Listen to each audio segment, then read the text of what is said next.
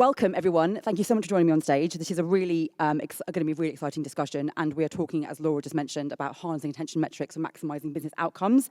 Attention is the topic du jour, and this, I hope, will be a really good opportunity for us to kind of really dig into why attention is so important, what learnings we have for attention, and kind of what we can get out of it. So before we kick off, I want you to introduce yourselves. Marc, I'm going to kick off with you, please. All right, I'm Marc Guldimann. I'm one of the founders and the CEO at Adelaide. We are an attention measurement vendor. Excellent. Clare?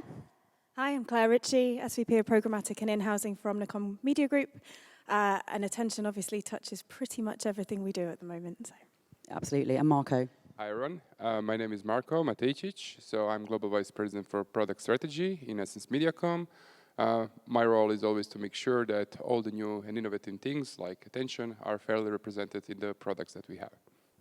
Wonderful, thank you very much. And as Laura also mentioned, we do have a live poll for this discussion that I would love you all to partake in.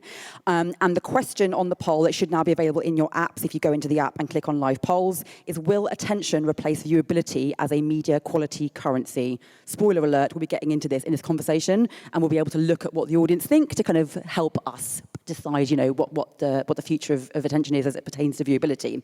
But I want to kick off with you know, the purpose of the panel is aligning with business outcomes. How does attention help to do that? What role does attention play in helping brands align with their business outcomes? Is it an outcome? Should it be treated as an outcome, or should it be treated very, very differently? You're all making faces at me. I'm going to come to you first, Clare, because you're making the biggest face. Oh dear.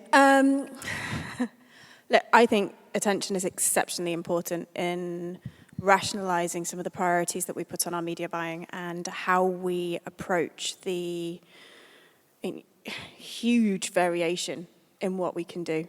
And not just programmatically, it's digital media in totality, and further than that. That's the great thing about attention. It goes much further than some of the measurement that we have. I think we need to be really careful with attention. I think we've got a responsibility with it, however, to make sure that we use it to better our advertising, but ultimately normalize attention so that it doesn't necessarily just become an optimizable KPI, but that's something that underpins the foundation of good buying. Because if we think about the poor traders that we have running our kind of programmatic campaigns, every single new thing turns into some kind of KPI, some kind of outcome, something that a client asks for. If we try and run all of those, well, that's not a campaign I want to see the plan for. And I think actually it's really, really important to use attention for bettering our overall media strategy so that we can deliver business outcomes and get that support all the way through. Absolutely, I totally agree with you. Marko, your perspective on that as well, also from the agency side, where you are also living and breathing attention with EssenceMediacom. How does the role you're playing in communicating attention to the people that work in your agency align with what they're working with their clients for their business outcomes? I would say there are two answers to that. From a practical perspective, so when we do any sort of attention measurement and optimization, alongside the standard business outcomes for which we are optimizing for, we usually see improvement in performance. Or even more important, we don't see a decline in performance. So it's either you stay where you are or you get a little bit ahead, which I think is an indicative sign of that you have something. And I think the challenge here is mostly aligning on the theoretical part, which is like, okay, what do we, from a thought leadership piece as an industry, see as a baseline measure before we can, you know, get some broader usability beyond the test and learn approaches. And Marc, from your perspective, you know, what conversations do you have with agencies and brands about the role attention should play in them achieving their business outcomes? Yeah, so I think it's super important to use attention to drive better business outcomes rather than to use attention as an outcome itself. I think there's a distinction. I think you can probably look at attention and attention metrics in three waves. The first wave is just like viewability plus, repurposing metrics like from verification vendors to try to approximate attention. It's typically like how long is the ad on screen for. The second wave is using attention as an outcome. It's sort of like trying to predict how much attention is paid to ads and using that as the dependent variable. And I think the third wave is starting to unpack all of the drivers of attention as an outcome, look at media separately, look at creative separately, look at audience separately.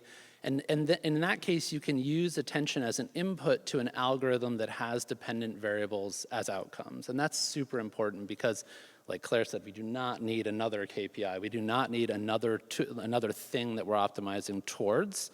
And plus, with attention, there's all these weird biases that get introduced if you try to optimize towards the maximum amount of attention, which I think we're going to talk about in a little bit. But the real goal is to use, unpack attention, look at the quality of media, and then use that as an input to your algorithms that are optimizing to the most outcomes possible. So you mentioned there about unpacking attention. How do you kind of unpack it and disentangle it from the other KPIs that we're working towards when we're planning and buying media?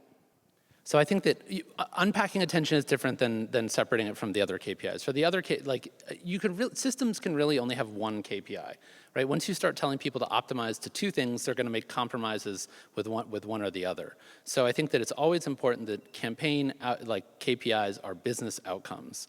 When you want to unpack attention to use as an input instead of as an output, you can start to think about what are the contributions of media, what are the contributions of creative and audience. At Adelaide, we think that media creates an opportunity for attention that creative capitalizes on. So in that light, when you're trying to gauge the value of opportunities, you can think about probabilities. So we judge the probability of attention by any person to any creative in a placement, and I think that allows you to use it as an input with regards to placement quality. Okay, and so Claire, I'm going to come to you. Where does attention sit kind of in the hierarchy of metrics that you're working towards? Like, is it, at the moment, attention such a big topic that everyone would have you believe it is the most important thing and it's a silver bullet, it's going to completely change the way we plan and buy media? Is that the case? Is it fundamental to have it as part of every campaign? And where does it fit in the importance? I think there's differing perspectives on that. And I think in an ideal world, we're slightly further down the line. We've got a lot more data about attention. And yes, that does become something that sits within the heart of all of our planning, designing campaigns, and then ultimately activation strategies. I don't think we're there yet, personally. I think there are lots and lots of really interesting companies in the industry, all who have a slightly different version of attention, a slightly different way of approaching it, and slightly different data off the back of it. And I don't necessarily think we're going to get to the point of sudden standardization where we have one way of thinking and one supplier, but actually we have a lot of diligence to do at the moment in terms of understanding cause and effect and test and learn. And if I think about the breadth of clients that we work across, yes, attention is very much an ongoing, loud, noisy conversation, and for good reason. But it doesn't. People like him next year. Yeah. Absolutely. Yeah. Won't be quiet. But it doesn't mean it's necessarily represented on every plan at the moment.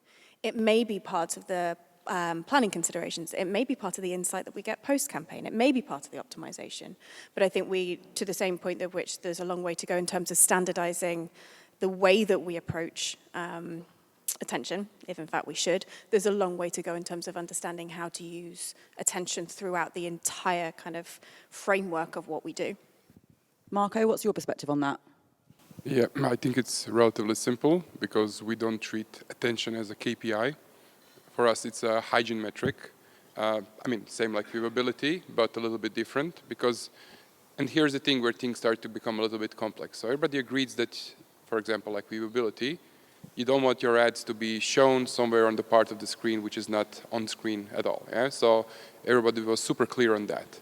And I think everybody agrees that you need some attention, even for a fraction of a second, for you to justify paying for any inventory that's on the screen, even if it's in the viewable area and so on. Yeah? And I think everybody agrees on that, but this is where the complexities come in. Yeah? So what happens for different categories? There are some low involvement and high involvement categories. What happens when you have different audiences, when somebody is very low in the funnel and ready to make a purchase versus somebody who just needs to become aware. So there are a lot of variables that are much more important in determining what the business outcome will be, but there needs to be some attention for this to happen. And I think this is why this is so highly debated, and I think maybe this is a little bit misplaced. Yeah, just like with viewability, where we had some minimum standards, which was set to really, really low. Yeah, I think that's also the discussion here. Can we set the standards low? And if you're in a category, if you're targeting audiences, if you have all the other variables that impact how much attention do you need, and you want to set it up higher, you're free to do so. Yeah? So that's my constructive way of approaching this topic. I mean, very constructive. And on the topic of viewability, as you just brought it up, as you said, there was a way to set the bar very, very low, a way to give, arguably the publishers had the control over viewability and kind of what those standards were and what the minimum baselines were, and it was easy to game. There are concerns around attention having the same problems, and is attention replacing viewability? What does attention look like versus viewability? Do we need both? Is viewability now completely defunct? And what is good attention? Can it be gamed? Is it transparent? Can it be gamed as easily as we were able to game viewability? Marc. Okay, so I think that this is a great way to sort of unpack the different waves of attention. In the second wave of attention, when you're looking at the duration of attention or how long someone's looking at something for, that's pretty easy to game. I think you can just serve your ads to old people and they tend to look like they're paying more attention. In fact, Facebook just released some interesting research showing that old people pay 70% more attention in the feed than young people do. Because they're slow. They're just really slow. Yeah, right, yeah. Just checking. We're just abusing old people here. Okay, cool. I mean, I'm not older, but yeah, it's funny. In their research, it was older than 25 and younger than 25. So yeah, I'm really old. That's depressing. Yeah. So I forgot what the question was, but I mean, it was about 4 different questions in one. But talking about gaming viewability versus attention, kind of what is attention? What does attention look like? Yeah, so I think that's one of the reasons why it's important to have a trusted third party that measures using attention as one of the variables that are piped into the algorithm. But that's also one of the reasons why it's important to have a little bit of opacity, because when the calculation of a metric is transparent to the sell side, they will deliver the minimum viable product that meets that hurdle. It's one of the reasons why credit scores are opaque. It's one of the reasons why any sort of trusted third-party way of measuring anything that's not directly observable is a little bit opaque. Are there concerns within agencies around opacity? I mean, obviously, there's long been talk about the black box, and everyone was hoping the black box is over, and it's transparency. Everyone can see everything. Clients want all the information that they can possibly get their hands on. Then, of course, Google launched like PMax, and the black box returns. Do you think like an attention score is that useful for you, or would you want to know what's going on under the hood? I think this is where education comes in. We've learnt. Programmatic has had a checkered history, let's say, in terms of transparency.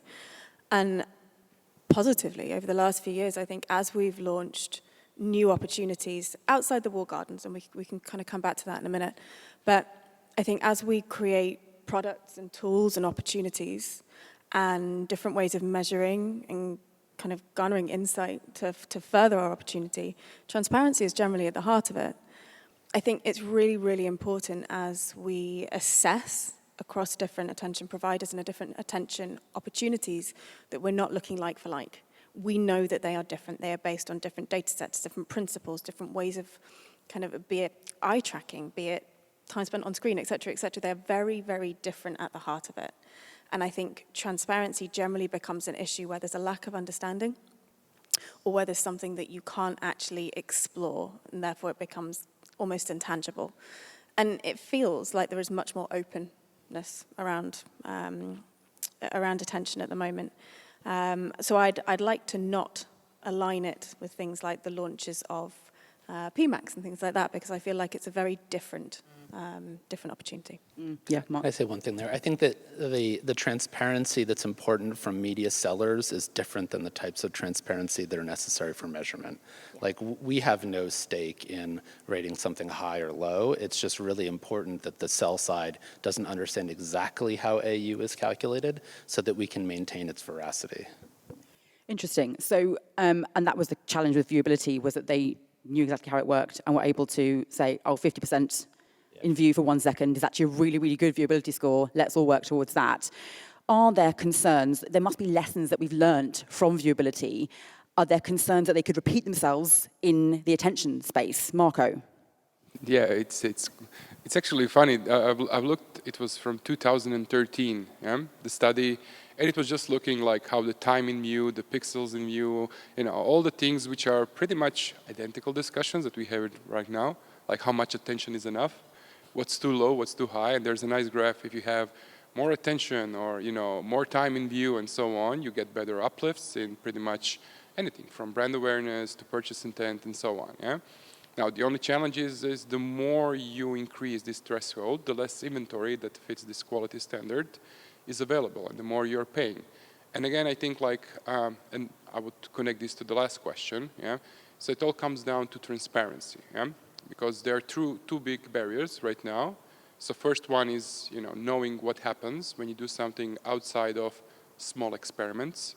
So if we have viewability that everybody understands, and you do an experiment with the attention, you're going to see what the difference is. But the challenge comes, okay, would you put everything to be attention? And at that point, you can't really know without transparency, without, the whole measurement being open and transparent and can be auditable. You can't really know, are you actually getting what you're paying for? So this is a little bit of challenge number one. And the challenge number two, so after the attention has been defined, I think everybody, and I don't think these are discussions that have happened yet, so everybody, starting from publishers, they need to run through their whole inventory. If the proposal is, like the attention equivalent of 50% in view for 2 seconds, they need to see, okay, what does that mean? How much inventory can we sell? At what price? How does this impact our business model? Huh? And the same thing needs to happen with the agency side, because right now, we all have commitments, and these commitments are financial commitments. They are audited, and they are, built on viewability alongside other metrics. Yeah? So I think these are two very big factors that need to happen so we can proceed after the point for which, for example, viewability proceeded. Yeah? Because I don't think that number was very accidental. It was like a good compromise between everyone on the market, advertisers, the media agencies and all other agencies, and the publishers. And we're trying to move away from compromises to actually looking at things that actually work and deliver outcomes. I mean, I think that's why I think the currency, if we set it up, needs to be really, really low. Yeah? Because it fits everyone, but somebody may need this to be higher. But if you have something to start with, you can easily modify it to be higher, but if you don't have something to start with, then you're in a position where we are running in circles. Absolutely. At this point, I'm going to ask if we can get the results of the poll onto the screen so we can have a look and see what people's thoughts are. Wonderful, thank you. So will attention replace viewability as a media quality currency? 22.9% believe yes, 100% is the evolution of viewability. 25.7% think no, it's one of many levers alongside viewability. 31% say only if there's standardization and it's adopted industry-wide. 17% say in the long term attention will replace it, but at the moment we need both. And 3% say they don't need more information. Marc, any thoughts on that? Anything kind of drawing your attention? That wasn't supposed to be a pun, but it turned out to be quite a good one. So I agree with 22.9% of people that are here. I think that standardization, like we had with viewability, it's not a good idea. But using attention, like today, advertisers are using attention metrics for arbitrage. There's a lot of arbitrage out there. They can find bargains. They can optimize away from lower quality, the higher priced media. But if it's done right, the information that's used for that arbitrage becomes more diffuse, and the value of the arbitrage shrinks, and then at some point, the advertiser goes to the publisher and says, hey, will you guarantee this campaign based on this new metric that I'm using for arbitrage instead of the old metric? And that's a market-driven way to drive currency, rather than sort of what we did with viewability was a bunch of people making compromises and bargaining in a room, which is how we got to a binary metric of 50% for 1 second. I think that's another important aspect, is that we don't land on a binary, like yes attention, no attention, but instead that it's sort of a much more gradular thing that you can use to titrate bids with. That makes sense. And so you think we're there now? You think that viewability should be gone? Yeah, I mean, you can still use viewability if you want, but that's like not using viewability when viewability was out, right? Like you're getting the bad stuff, and it's fine if you're not our client. Claire, what are your thoughts on that? Where do you sit in that poll? I think kind of building on what Marc said, yes, attention has many virtues over and above viewability. It's not going to suddenly disappear overnight, not least for thought of procurement cycles and contracting that is all built on this. Agencies, whilst educating out to their clients and their brands have built constructs around viewability. It was understood. It was a concrete kind of metric that then got pushed and pushed and pushed. And to be fair, to media quality's detriment. Everyone was so focused on a number for a while that we've kind of forgot about everything else that was going on underneath. And I think attention is the savior of that kind of area. From our perspective, we've kind of brought attention and ethics together. So it's now, yes, it is about something that is engaged with and interacted with, but it's not necessarily for the absolute maximum attention. It's for the attention that is needed to convey a message in a certain environment, because every environment is different, every human is different. And actually, we are all bombarded with messages constantly throughout the day. What we want is effective attention. We want attention that matters and that actually means something to someone, still to the right audience, et cetera, et cetera, et cetera. So I think, yes, attention is the evolution of viewability. I don't think we are there yet, and actually currently there are situations where viewability is certainly still being used as a lever that can be pulled to optimize towards, but we're learning from all those those iterations that have come before it, and I think will ultimately make attention something that is a useful metric rather than a challenging one to negotiate around and, like you say, negotiate down ultimately. Interesting. I'll come to you in a second, Marko, but Marc, I want to come to you quickly and just pick up on something that Claire just said, which was optimizing towards attention. And something that you said to me was we should not be optimizing towards attention data, we should be optimizing from attention data. Can you clarify what you mean by that? Yeah, so I think that it's a nuanced way to talk about it, and I don't think Claire's wrong, because I think in a lot of cases you're optimizing towards the placements that are going to drive the highest probability of attention. But when you're building a system, you want the KPI for that system to be the business outcomes, and you want to be optimizing towards those business outcomes using attention to inform that decision. Attention is the data source. Yes. That underpins, and the more we can learn about it, the more we can be in a position where we are getting to the real business outcome. We're getting to the right result without having to go around the houses to get there. Absolutely. And Marko, where do you sit on that poll? I think I disagree with Marc, but I think the moment you standardize something, people start to game it, and you can't avoid that. Actually, there's a really good book like The Tyranny of Metrics, which shows this happens everywhere, like from medicine to education, of course, advertising. Like the moment you standardize something, people will game it. Yeah? But also, we need to be aware, like it's not that agencies already have their let's say, approaches to building quality CPMs, quality reach, and so on. And you can see like some of the key considerations, for example, that attention optimization has as showable examples. I think if you're good in implementing quality reach or quality CPM approach, of course this varies from advertiser to advertisers, you already solved some of these blind spots. So in a way, by going above what's average, what's set as a standard, you do get competitive advantage. Yeah? So this is your alpha. Yeah? But also on the other side, I think when we come down to the whole debate, it's about, so what is the challenge for the industry? So why do we need attention? Yeah? Why would we move forward? And I think it's super simple. It's like media fragmentation. Like maybe 10 years ago or 15 years ago, we had different challenge. Yeah? So we had a growing industry. There was not enough inventory to service all the rising demand. And I think we are now in a much different position. It's a very mature industry, pretty much dominating in terms of the budget shares. And you have the fragmenting landscape with every vendor defining their own rules. Yeah? And it's very hard and becoming even harder and harder to have like a currency level approach to each channel that's there and to have a holistic overview. And I think that's just a big waste, because if we have a lot of smart people building custom models, custom quality currencies for our clients and so on, I think like standardizing that should just make everyone's life easier, and that's why we need it. Yeah. And again, once you do it, you'll still be able to go beyond it. You'll still be able to have competitive advantage because you'll be experienced. You have enough experience to be even better versus what the baseline is. Yeah. So a small majority of people in this room believe that standardization is the key to attention becoming mainstream and getting the growth it needs. Whether you agree with standardization being what is necessary or not, and I do see your point, it's a very interesting point, Marko. What needs to happen for attention to become standardized? Marc? Oh, I thought you were going back to Marko with that one. Sorry, I'm throwing it on you instead. What it takes to be standards is just consensus on the buy side, right? Like, I think that you can have it via fiat, where you can have a bunch of people in a room, say 50% for 1 second. We saw where that got us. I think that you can have a market-driven currency where it's basically once the majority of the buy side wants to use a metric as a currency, it becomes a de facto currency.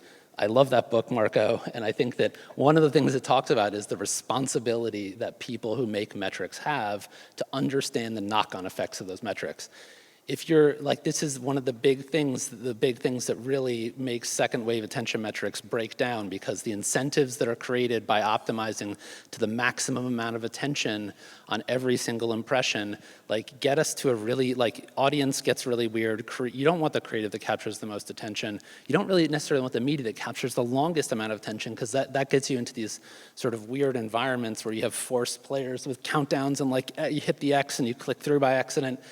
So I think it's really, really important to think about what are the incentives that your metric creates, and like what are the outcomes that come out of that. That makes sense. Marko, on the standardization perspective, if that's not the answer, what do you think it will take for people to believe that attention is something that is safe and trustworthy and can be trusted and can be guaranteed to deliver on what they are looking for in a campaign? I mean, like, this is also one of the classical challenges, like, again, seen in the media before, like, how do you standardize a GRP, or how do you standardize any currency, yeah? So there are two ways, yeah? One is vendor-led, where pretty much all the vendors agree, okay, this is what we all align that the currency is, or the minimum standards of a currency is. And then, this goes up, and depending on how the industry thinks about it and how strong the arguments are, through JICs and so on, determines, okay, this is what we now consider a benchmark for attention. Or the other way is that, okay, if you can really get vendors to cooperate, then the industry bodies do the same. You have standard approaches with panels and so on, and this is how you define it, yeah? But I think, like, currently, the challenge is that, I think most of the research on the attention right now is vendor-led. So I think industry-wise, like industry initiatives, even holding companies like funded initiatives, they're still not on the level that the industry itself can say, okay, we believe this is something, like removing all the bias toward any specific vendor, that this is something that should be attention or stand for the attention currency. I think that's one of the key challenges in moving forward. That makes sense. We are fast running out of time, and there's so much more I want to ask you. So I'm going to try to clumsily wrap this up in one final question, which is, based on the topic of the panel, which is kind of harnessing attention metrics to deliver business outcomes, what's the one thing each of you wants the audience to know about the importance of attention and the role it plays in helping brands achieve business outcomes? Marc, you're looking terrified, so I'm going to come to you first because that's kind of fun for me. Think about the incentives that the metrics that you create, right? So when you're going out to the sell side and you're saying, I want more of this thing, think about what that's going to do, and be really, really considerate about the outcomes that your metrics are going to create in the marketplace. Thank you very much. Claire? Work the problem. I think there are so many different avenues you could take at the moment. I still think that's okay. I think every different situation is different. Some people would like standardization, some people don't believe it's necessary, but within that gives us a huge opportunity to learn. So actually take the time, consider different things that are happening, different variables that are affecting the way you're approaching attention, and decision when attention is the most important thing. And actually that's when you can kind of follow it through and really, really drive some effective and kind of core learnings out of it that will ultimately propel your strategy forward. Excellent, thank you. And finally, over to you, Marko. I would say, like, just adopt the maturity framework or something like that for the work that you're doing, because things can be very simple. The way how we started, like, back in 2020 is we had a lot of premium marketplace deals and a lot of publishers, and in the absence of data, like who actually has competitive advantage beyond the pricing, attention was a good proxy to, make decisions.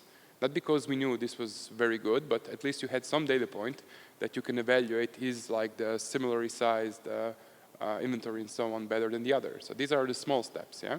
But the big ones, I think, are super simple. Experiment, move toward the maturity to more complex solutions. And if it works for you, if it brings you better outcomes, then good. It's good that attention is not standardized, because then by using it, you're having a competitive advantage. Brilliant. What a positive note to end it on. We are out of time. I want to say thank you so much to my panelists, Marc, Clare and Marko. Give them a round of applause. Thank you.